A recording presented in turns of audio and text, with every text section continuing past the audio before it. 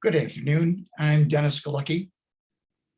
Welcome to the 476th Imagine Greater Buffalo program and our 98th virtual Imagine lecture hosted by our wonderful Buffalo and Erie County Public Library. Thank you so much for joining us today. This program is created by the Center for the Study of Art, Architecture, History, and Nature. C-SAAHN is the acronym I use, and ImagineLifelongLearning.com. Now, before we get started, just a little housekeeping. Everyone watching will be muted and your video turned off. If you have a question or comment, you can type it into the chat box and we'll go through them at the end of the presentation.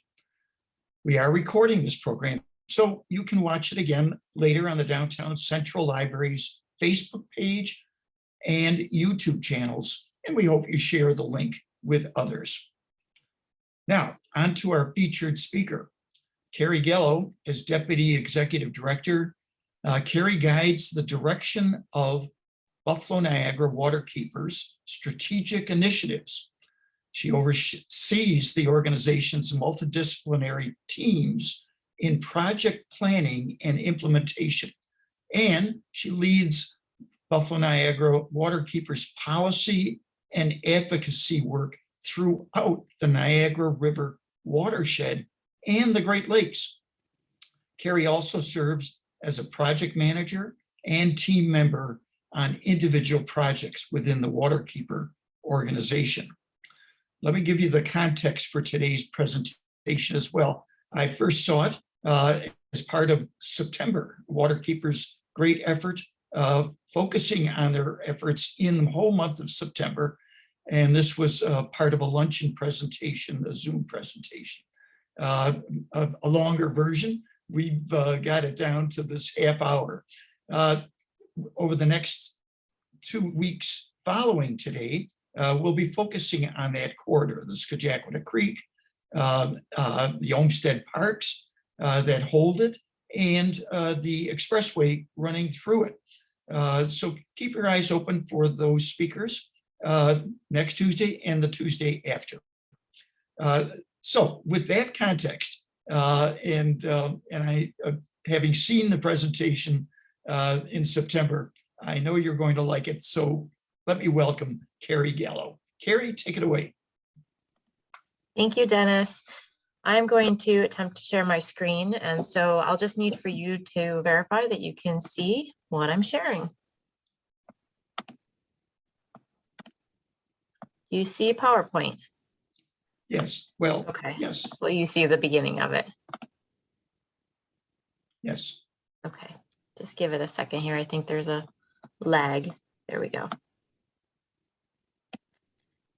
Now, do you see a slide? Yes. Okay, great. Well, thank you all for having me here today. I was asked to speak to you about the Scajaquada Creek Ecosystem Restoration Project that Buffalo Niagara Waterkeeper, in partnership with a lot of different partners, has spent the better part of the past 10 years working on within Forest Lawn Cemetery. So I want to start off just in case there are folks on the call today who don't know who we are. So Buffalo Niagara Waterkeeper, we are a 25-person staff. We have been around for over 30 years. We are community-based. All of the projects and programs that we implement are intended to serve our community and hopefully help lift our community to a restored and revitalized future place. And you kind of see on the screen here, we consider ourselves to be guardians, we consider ourselves to be connectors and catalysts, and we have a whole slew of professionals on our staff. These are the 4 fundamental pillars of our work. So we protect clean water, we restore the health of ecosystems, we connect people to water, and we inspire economic growth and community engagement. We currently have about 45 individual projects and programs happening on an annual basis. Why is this important? Why do we do all this work? So I can't jump into my project without giving you a little bit of context, because every single day we are fortunate to look at all of that water that flows by our doorway, and it is 20% of the world's fresh water, 84% of North America's fresh water, and 95% of the United States fresh water. We have over 11 million residents in the US and Canada who receive their drinking water from Lake Erie. And so that's a pretty significant thing as well. At the same time, we also have some ongoing water quality impairments. So this is probably not news to most of you, but the list of impairments I included on this slide, the ones that are shown in red are specific impairments to Scajaquada Creek in particular. And so if someone were to ask me what the biggest cause of impairment to Scajaquada Creek, it would have to be combined sewer overflows. So every time we have more than 1/4 to 1/2 inch of rain or any form of precipitation, we are getting that sewage overflow right directly into our creek and our waterways. And these are the same waterways that we kayak on, that we fish in some cases swim in. And as you know, we're all connected here in the Great Lakes. So what happens in Scajaquada Creek ends up in the Niagara River, what ends in the Niagara River ends up into Lake Ontario eventually, and so on and so on. And with that, I will jump right into Scajaquada Creek. And so what is Waterkeeper doing about this? Well, we have a lot of work happening across the entire Scajaquada Creek corridor. In fact, we have a whole Scajaquada Creek initiative as one of our main focus areas. This particular watershed is only 27 square miles, and it begins in the town of Lancaster, and it makes its way downstream through Cheektowaga and Depew, entering the city of Buffalo, eventually into the Black Rock Canal, and then into the Niagara River. So we think that this is an absolutely manageable amount of geography to be able to repair and restore, and we hope to be able to do for Scajaquada Creek in the coming years what we've been able to help progress along the Buffalo River. Specifically today, I am going to be speaking to you about a project that I have personally been working on for well over 10 years. It's one of the first projects I began working on when I returned to Buffalo and began working for Buffalo Niagara Waterkeeper. So this is our Forest Lawn Restoration Project located in Forest Lawn Cemetery. And as you can see from the slide that I have on the screen currently, this project spans multiple locations within Forest Lawn. So you'll hear me talk about Reach 2 and Reach 5, which aren't very intuitive words. Reach 2 is a stretch of the cemetery that is located just behind the chapel, for those of you that have been to Forest Lawn. And then Reach 5 is the part of the cemetery located closest to the Delaware S-curves. And so we have, I'm going to switch slides here. So what were some of our goals for this project? Well, we started off looking at the history of Scajaquada Creek. So Scajaquada Creek from its headwaters used to be more of a low network of spring-fed wetlands that was kind of expansive. And as it makes its way down to the mouth of the Niagara River, it becomes more channelized and resembles more of a stream. Well, over the years, due to all of the ongoing pollution problems, at the time, the wisdom was, and the solution to the problems was to channelize the creek, get the water to move faster, just get it the heck out of here. So we buried the creek, we buried the wetlands, we have since developed on the wetlands, and we have dramatically altered the hydrology of this creek. And so one of the things that we were trying to do was find a space within this watershed where we know the public sees it. We know that the public frequents Forest Lawn. It is kind of an urban oasis, if you will, in that people go there to walk, they go there to take photography. It's just a very beautiful space to be in. And we are lucky to have one of the only cemeteries in the nation that has a natural creek flowing through its boundaries. And so this seemed like a good place to create a project that could be a catalyst for our community. So what we intended to do was to look at several sections of the creek within the cemetery. And in particular, we wanted to restore some of those historic features where we could. So as you see on the slide here, the section of the cemetery closest to the S-curves used to be part of a larger lake complex known as Swan Lake. So in 1959, as you can see, the channelization of the creek began, the burial of the creek began, and Swan Lake no longer existed. So kind of keep that frame of reference in mind as we show you some pictures here. The arrow I have on the screen shows looking across the creek, and that arrow is where our project takes place. So I wanted to give you a deep dive on what does it take to get a project of this scale in the ground? There is a lot that goes into the process, and it's very difficult for me to condense, over 10 years into 20 minutes, but I'm going to do my best and hope that you'll ask a lot of great questions. And so step one really was the planning phase, and we began planning, I would say really in 2010, but in earnest in 2013. And so the planning process really began with having those conversations with Forest Lawn Cemetery first and foremost. We were asking for a pretty big commitment from the cemetery to give up valuable burial space, with burial space being their primary business. And so we needed their commitment first and foremost. Luckily, Forest Lawn and its leader, Joe Dispenza, was very eager and willing and interested in partnering with us. And so we were able to formalize this partnership between Forest Lawn Cemetery, the U.S. Army Corps of Engineers, Buffalo Olmsted Parks Conservancy. Those were the initial partners, I will say. And then along the way, many, many, many more partners came on board during the process. And I will touch on that as well. So also in the planning phase, the most important part to kick anything off, the fundraising. So we needed some initial investment. So we were able to secure about $100,000 to kick off a feasibility study. And we used a process with the Army Corps of Engineers called a federal cost share agreement. Using this agreement, the three parties, Buffalo Niagara Waterkeeper, the Army Corps of Engineers, and Forest Lawn Cemetery, were able to essentially unlock additional federal dollars by providing that $100,000 investment.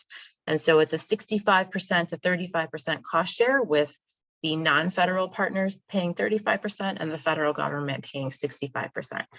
Since this project, we have been able to successfully use this model to unlock federal dollars for other projects around our region. And while it tends to be a longer process, I think it's also one of our most effective tools in the toolbox. So I really like it. During the planning phase, we also conducted extensive baseline technical studies. So we had to look at everything from bedrock. We had to look at groundwater, surface water, flow rates, velocities. We had to look at conditions along the entirety of the creek within Forest Lawn Cemetery. We also extended our look into the downstream section, the first section of Delaware Park. And so we did include a section of Delaware Park in this study. At the end of the day, our feasibility and our planning phase study ended up costing about $800,000.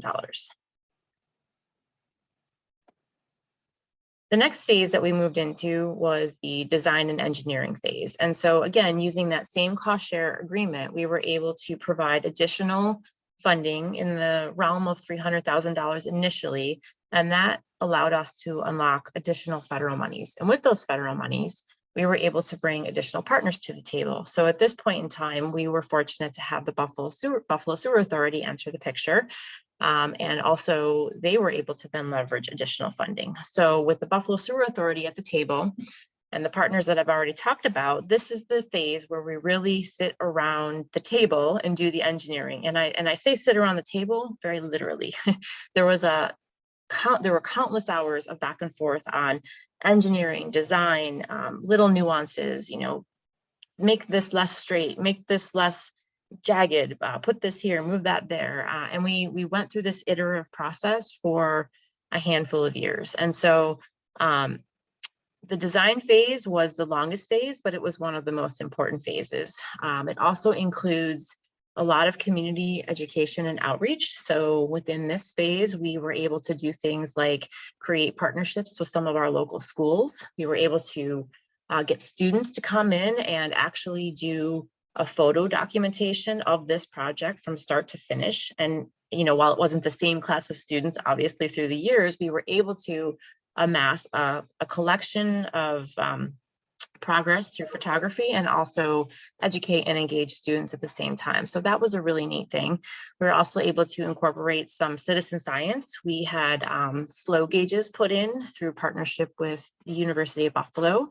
We had Buffalo State College students engaged in conducting water quality sampling and doing field measurements out here. So just a lot of really cool community outreach and engagement opportunities.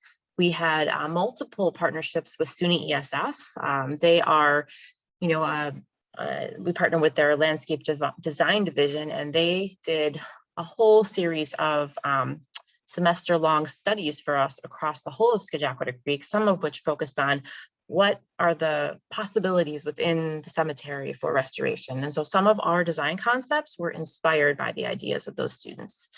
That was a really fun thing.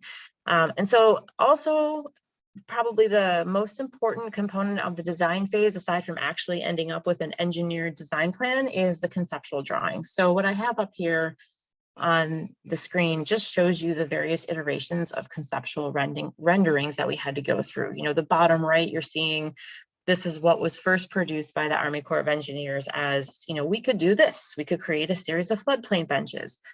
Maybe not the most particularly inspiring photo to represent that. So Waterkeeper put our team at work and created a design vision for components of the restoration. And that's what you're seeing on the lower left. And then the upper right was a further iteration once we progressed design that was completed by Wendell.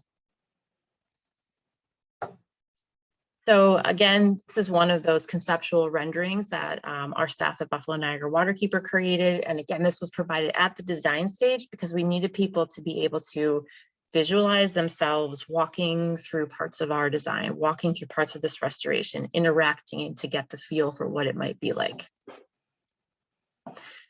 And then we get to the really exciting part. So now we're in the construction phase, and the construction phase lasted, I want to say probably about 3 years, maybe 4 years. We had a lot of fits and starts with the construction phase. We had a design, we had some challenges, and we also had some opportunities. So I'll show you a couple of those things as we move along. But on this slide, you can see in the upper left-hand corner, this is the section of forest lawn nearest to the S-curves again, and you can see it's just flat lawn. And so it's not very exciting. It's not providing any real ecosystem benefit. Turf grass isn't particularly great for water quality. And so what we really wanted to do here was, let's provide an opportunity for when that creek overflows its banks, let's give it a space to sit. Let's give it a space to rest. Let's give it a space where the soil can do its job of filtering out those pollutants. And so we wanted to take this flat, boring lawn space and provide some enhanced ecological function out of it. We also wanted to create an opportunity for increased habitat. And so again, knowing that the lawn itself isn't providing much ecological value, we wanted to create some topography. And so what you're seeing on the bottom here is actually us digging these different depth ponds as part of this wetland complex. And we are digging until we are intercepting the groundwater table. And so this pond eventually, and you will see it in future slides, will be filled with natural spring water, which is a very cool component of Scajaquada Creek that's not found in all of our waterways around the region. So what I have mostly here, oops, sorry about that, is a couple other progressions of construction. So you can see this is no longer a flat, boring lawn. Now we have some topography. It's not very pretty at this point in time, but you can see we're digging different pools, different ponds. We're providing spaces where fish might be able to overwinter because the depths are deep enough. We're providing what we call some shelving areas so that we can have emergent vegetation as well as some deeper rooted vegetation. We didn't want everything to be too uniform in nature. We're trying to create the most biodiversity and the most opportunity to provide ecosystem benefit. And here we were installing some of our design features. So if anybody has been out to Forest Lawn and walked, you will know that you know, not only did we put some ecological benefits back to this space, but the human element is a critical component of the project as well. So throughout the cemetery and the restored areas, we have walkways, we have overlooks, we have these really cool bridges that were put in as part of the project. All of that designed to provide people, again, an opportunity to immerse themselves and not just sort of stand on the edges and look, but to really feel like you're a part of that restoration. We've provided opportunities to get down close to the restored wetland areas so that you can, you know, sit and take everything in. And we've also been able to create this illusion of our wetlands overflowing into a perennial stream that eventually meets back up with the creek. And so this weir structure that you're seeing in the upper left photo is what allows that function to happen. We had to find a way to allow water to overflow towards the creek, but not back up from the creek and contaminate sort of that spring-fed input. Then as we go a little bit further, now we're talking about fine graining and installing substrates. So we had to bring in different substrate. We couldn't just reuse the soil that had been excavated. Some of that soil was fill material. In other cases, it just wasn't conducive to a wetland type of soil. So we had to bring in different soil, different gravel, different fines, all kinds of different substrates to be able to recreate this wetland environment. Here's an image of planting. So this is what planting looks like in a created wetland that used to be lawn. We literally had, our contractors out there hand planting some of our emergent and submerged vegetation before the wetland was filled. It is hard work. As you can see, they're out there in waders. There were extensive plantings that went into the project. And the ultimate reward is the filling of the wetland. And so we did have to go through, again, an iterative process to see, was the wetland going to hold water? I mean, we thought it would. We designed it to hold water, but until you actually refill the wetland, we weren't entirely sure. And so we had to fill the wetland, and then we had to drain the wetland, and then we had the final sort of, fill the wetland, let it be experience at the end. So this is an image from September 9th of 2019, and you can see here the entire wetland complex that was put in. So just kind of a nice aerial view. This is 1 year out of that wetland complex. And again, this is in the reach closest to Delaware Avenue in the S-curves. You see we've got a deer that's enjoying the newly restored tributary feature. Some more imagery of what it looks like closer to today. And this is a picture taken in Reach 2. Again, when I say Reach 2, I mean the area behind the chapel. And so in this area, you can kind of see it if you look just beyond the white flowers. You can see those stones in the lawn that look like an amphitheater, maybe. Those are actually constructed floodplain benches. And so they are set at an elevation that's a far enough distance from the creek that is intentional based on how far the creek floods on a regular basis. And so those steps, if you will, those floodplain benches are meant to hold water at different flood stages of the creek. So they have a human function. They give you a place to sit and just kind of admire the creek and be one with nature, but they also have an actual ecosystem function, and they help to provide water quality. So when the creek does flood, again, it has time to be detained on land. It sifts through the soil, filters out some pollutants before it slowly recedes back into the creek. Other components of this project that unfortunately I was not able to find a great picture of, but if you do go out to Forest Lawn, you will notice these triangular structures that are in the creek bed themselves. And those are called flow deflectors. And so if you go out there, take a peek for them, there are a series of them all the way from where the creek comes out of the tunnel, all the way to the S-curves. And what those features are designed to do is to take that straight channel and give it some sinuosity. So water wants to be curvy by nature. It doesn't really want to be straight and channelized. These are helping to direct the water, slow down the water, and give the sediment that's in the water an intentional place to drop out.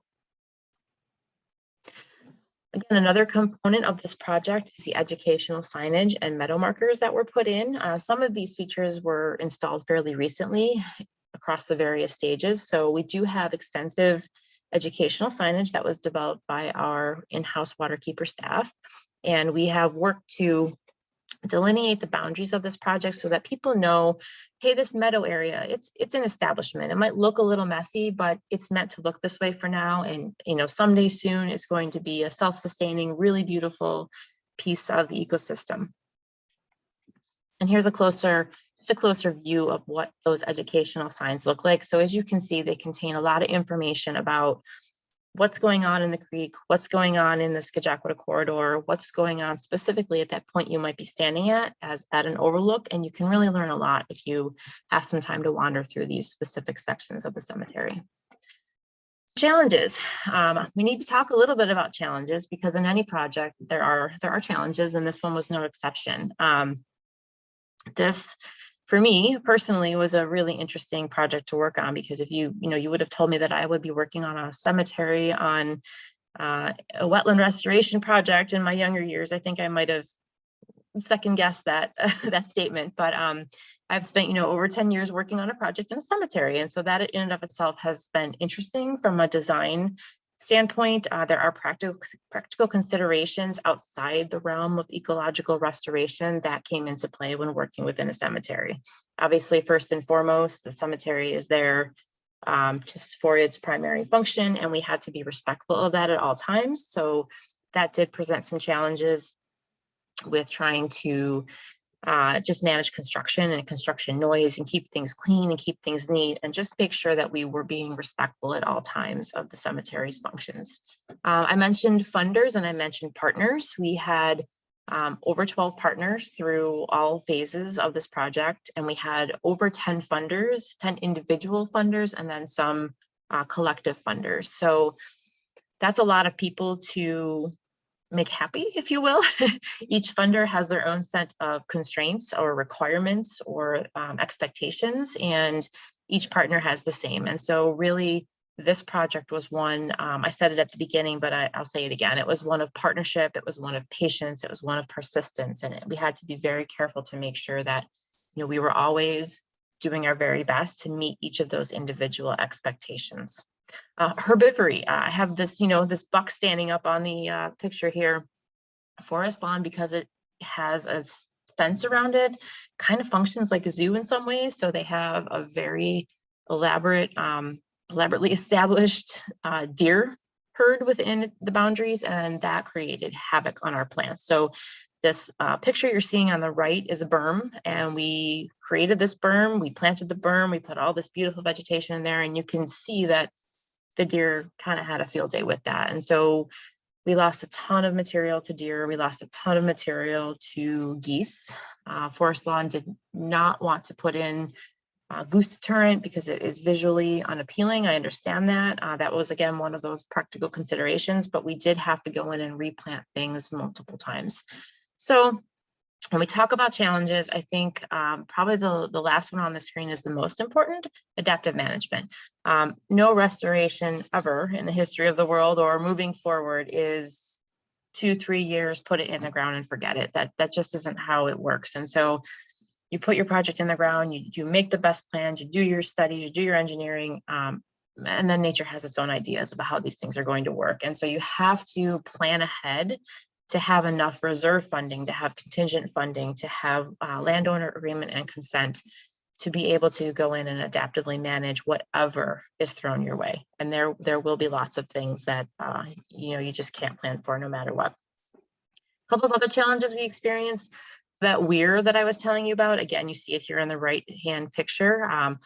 We initially put it in at the wrong elevation. So as you can see, not much water was overflowing, and we ended up with this conveyance to the downstream section that really doesn't look very good. It didn't smell very good. And so we did have to go in there and alter the weir, put it in at the right elevation so that we could get that continual flow happening. We also had a spill during our time, not a spill that we created, a spill that actually came from the headwaters up in Cheektowaga. And this showed up to work one day, and this is what the creek looked like, as you see on the left. So that lovely bright orange dye ended up being dye from some mulch. It didn't end up being harmful, luckily, but it was very shocking, and definitely caused a delay in our work. And then signs of success, inspiration, and hope. So I wanted to be sure to touch on this here at the end. So again, I've mentioned all the very good reasons that we felt this project was a really critical one to get in the ground. And we're seeing some of those things that we hope for come to fruition. We have school groups that are still going out there. We lead school groups out there in partnership with our local school districts and our schools, our city schools. And it's been so nice to be able to provide a living classroom, if you will, for kids and educators that like to go out there and learn about ecosystem restoration. We are seeing wildlife return. One of the very cool things that happens in Scajaquada Creek every year, every April usually, is that we do get a run of trout that try to come up and spawn in their ancestral spawning grounds all the way in Lancaster, but they of course don't make it because of the burial and the channelization of Scajaquada Creek. But as you can see on the lower left, that is a spawning trout that we find every year within this stretch of creek within the cemetery. We have had turtles in the project. We see abundant waterfowl. We see abundant water birds, including heron. All kinds of different heron are using the project areas. We're seeing, colonization by some of our native plants that we didn't go out there and plant. They're just colonizing on their own. And we're seeing just a lot of things start to take hold, both from a community perspective, but also just from a ecosystem perspective. Oh, trying to advance my slide here. I think I'm stuck. Oh, that's it.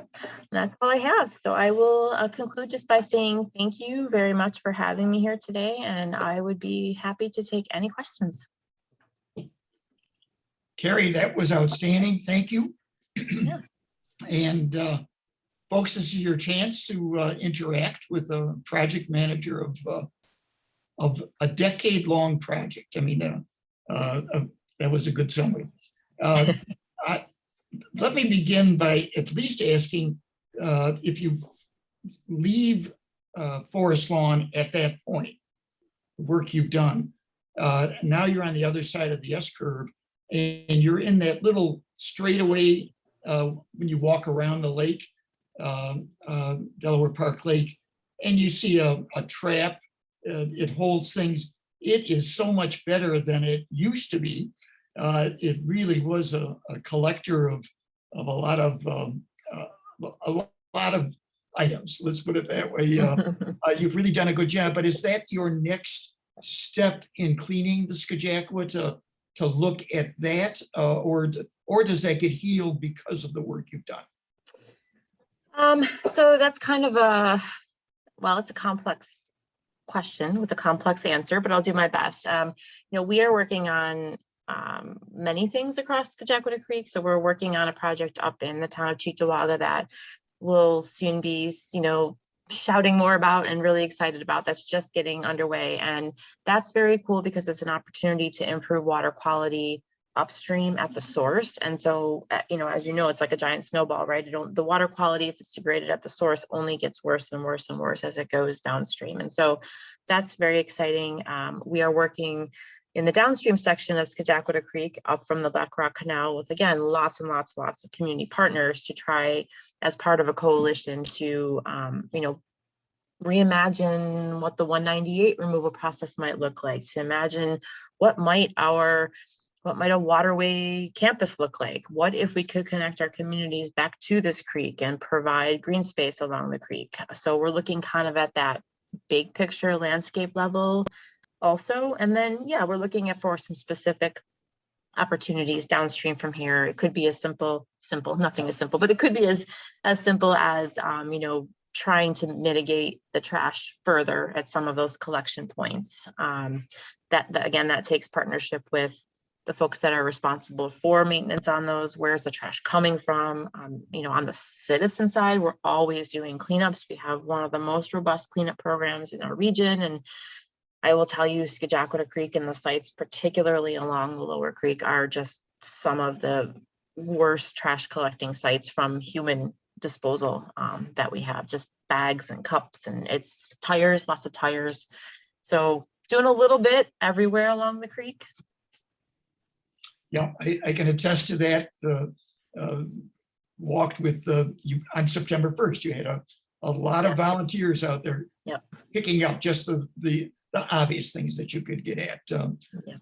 So, folks, Kate, any questions coming in that we can throw at our speaker? Yeah, we have three.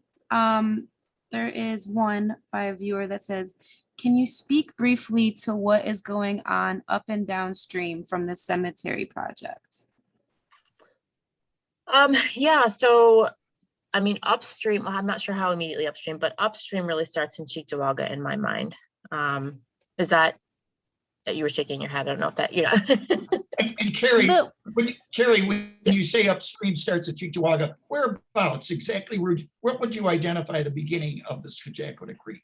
Well, the beginning of Scajaquada Creek is really in the town of Lancaster, and its source, its spring source, lies under a set of subdivisions, so you can't actually go there and touch it anymore. But that's where it originates from, and as it flows downstream, the first place where you really see it again is the town of Cheektowaga. So Cheektowaga Town Park is a great landmark, right? If you go there, you see the creek very visibly within Cheektowaga Town Park, but you also see that it was channelized. It was a trapezoidal channel was lined with concrete as part of a flood mitigation strategy many, many years ago. And so all of the ecosystem benefit, or at least most of it, has been removed from that creek by virtue of these man-made interventions. But within the town of Cheektowaga is really where the overflow, the CSO overflow problem begins. The quantity of water that inundates the dated infrastructure begins in the town of Cheektowaga, and it flows downstream from there. And so the town is working, diligently to fix its pipes, update its pipes, make their pipes bigger, prevent those sewage overflows from entering the water. But that to me is priority number one in terms of how do we best support as a community. How do we support towns like Cheektowaga in fixing a massive infrastructure problem that has been hundreds of years in the making. Now we need a quick fix. So we're putting a lot of effort there. And then, immediately downstream, again, just looking at opportunities to hook into the 198 planning process. That's moving very quickly right now. There's a window of time where, as a community, we may be able to influence what the future of this creek and those communities around it look like. And so I would say that is, from an immediately downstream perspective, that's where our best investments lie. Good. What else, Kate? So another viewer asked, we've noted the cleanup of the section adjacent to Hoyt Lake and Delaware Park. How has this been accomplished? I'm not sure I know what the question is getting at. Again, the section immediately downstream within Delaware Park of Forest Lawn was included in this project boundary. So Buffalo Olmsted Parks Conservancy had a role in managing and trying to make some improvements within that section of the park. I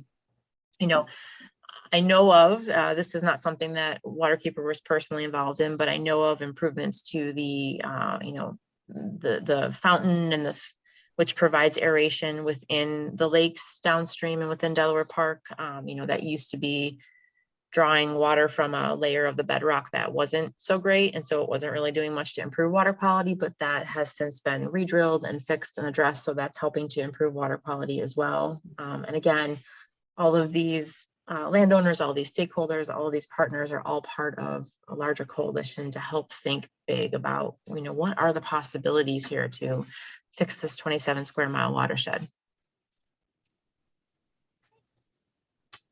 I have a few other questions. So I'm paraphrasing this one because there was a lot before it, but they're saying, so when it came to design, to what degree was your work informed by the cultural landscape report? Was anyone with expertise in cultural landscapes able to advise you about how to design your project so as to be compatible with the heritage of the cemetery design? So we were really guided by, I'll do my best to answer that question, but we were guided by a couple of things. So Forest Lawn has a landscape renewal plan that really it provided a lot of guidance. We had to adhere to the plant species that were in it. We had to adhere to some of the historic design elements that were incorporated into the project. For example, where in another project, we might have been bringing in these big chunky boulders to put a more natural looking stream channel. We had to put, very neat and tidy limestone stackers in our project. Again, trying to keep that Olmsted legacy. So that was one element. Of course, we had to go through all of the review processes with each of the agencies and each of the, all of the parties that are involved through the seeker process. And so we did have to consider, were there artifacts present, were those considerations. Again, the forest lawn is a little strange because it's a cemetery and most of the land that we were working in had been previously disturbed. So it's not, quote unquote, natural. Some of it obviously was filled. You saw the pictures of the fill. And so we're working with fill material versus natural land. So some of those things don't come into play as much. But I would say, our biggest cultural consideration is forest lawn as a cemetery, and how do we design this space to be, again, respectful of that. If you go there and you walk today, particularly in that upper wetland section by Delaware Avenue, you'll see that the cemetery has actually created a lot of spaces for memorialization within the restored wetland feature. And that wasn't something that we had originally talked about, but after the project was finalized, they decided that it offered really amazing opportunities for, folks to purchase plots or space for their cremation plots. Good. Does that finish it up, Kate? Yeah. All right, great. Kerrie, again, thank you so much for being with us. That was a great summary. I repeat, folks that are interested in this subject, next week we'll have a representative from the Olmsted Parks Conservancy and talking about the community's efforts at coming up with guidance and input to the GBNRTC and the State Department of Transportation as they look at the 198, as well as thinking about the 33 as well, to see them as a whole and a chance to really reimagine the beauty that was the Olmsted Parks before they were made into high-speed vehicle transportation parks in the 1950s and 60s. So stay tuned next week and the week after and see this as a 3-part series, and tell others perhaps to join in the community discussion. So as I say, Brian Dole will be our next speaker next Tuesday, and we hope to see you there then. I'm Dennis Galucki. Be well and good day.